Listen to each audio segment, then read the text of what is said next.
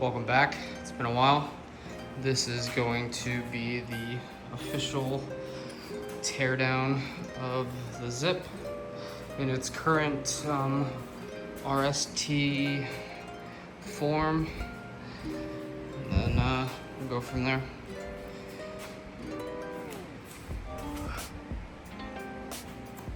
Pretty much every single part on this thing is getting replaced, so this will be the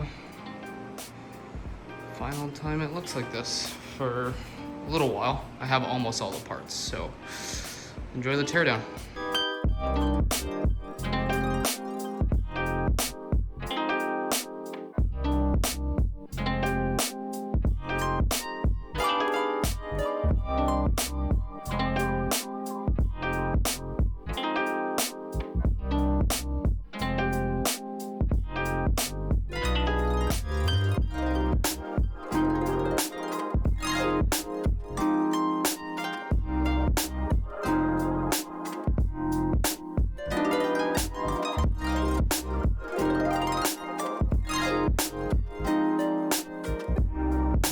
Okay, so as you can see in the time lapse, I was messing around with the front quite a bit at the end, just before you got to this point. The main issue is the fender, the mudguard in the front, is basically like trapping the entire front cover of the front fairing of the bike.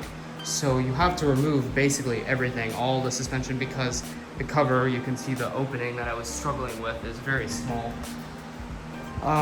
So now that that's removed and the cover's off, I'm just gonna keep disassembling and taking off all the rest of the parts, and then get back to you when we're closer to being done.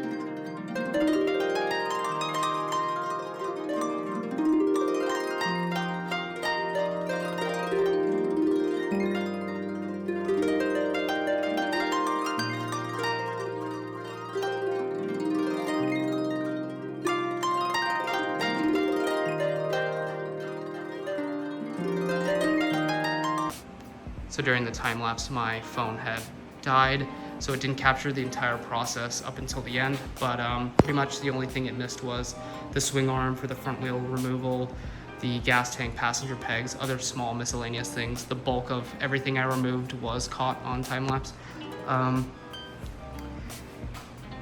The front swing arm was a nightmare to remove.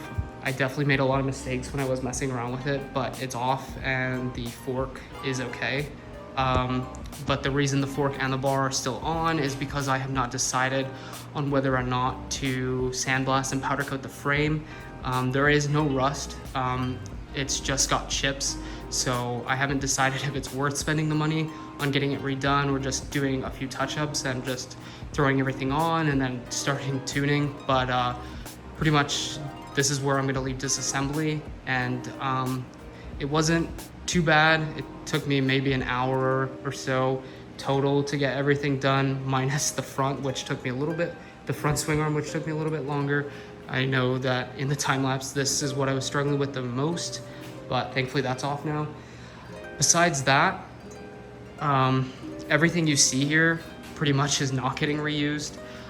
All this stuff, so the motor, the front mud guard, this front fairing for the front covers, none of that stuff is getting reused. Some of the bolts and the clips will be reused, but a lot of it won't. The suspension won't be used, this hub. The only thing that is getting used is the gas tank, inner kick panel, the floor and the glove box and the seat. The rest of the stuff you see, like all the cables, I'm gonna make a new wiring harness. All that is not getting reused. The front cluster, the cluster's not getting reused, the plastic is, but the headlight part is not. I'm getting fairings from a guy in France. He's making some really, really nice products. So I plan on having those shipped out from France soon. And then I'm doing the race tail, so no more rear light and no more side panels. It's all basically built into one piece. My plan is to run an LED strip on the race fairing if I ever want to use it on the street, because the front cover has a headlight housing that I can use the race cover with the holes for the radiator, or I can do the light insert and then have headlights and then a tail light to bring it out on the street. But for the most part, this is where we're gonna end it off at. And thanks for coming along.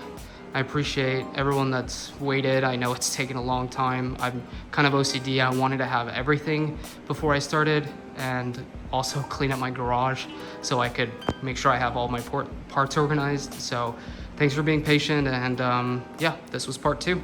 Let's keep moving on. And after I had that whole issue with removing the factory swing arm pivot for the front wheel, I decided to grab the Stage 6 one that I had purchased and put it on to make sure that I didn't screw up the hole on the inside after removing the other one. And thankfully she is nice and smooth. So yep, alrighty, let's keep going with this project.